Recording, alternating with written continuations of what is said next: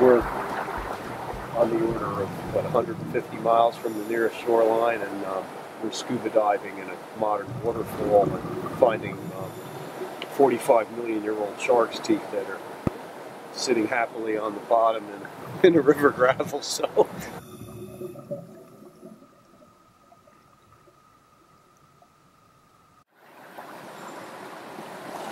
What's your report? That's crazy. Amazing.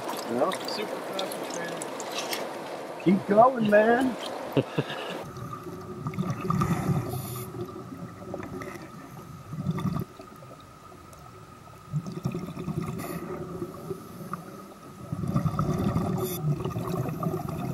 The fish assemblage here we're looking at wouldn't really be much different than what you would expect if you were to go, you know, out of Gulf Shores today. What you would see: barracuda, ancestral barracuda in here.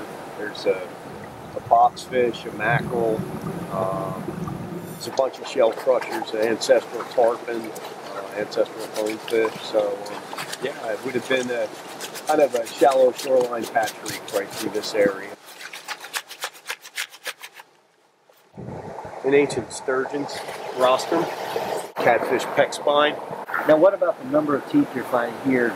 It's pretty insanely good. You probably can collect something on the order of what? I don't know, 500 shark's teeth an hour or something like that.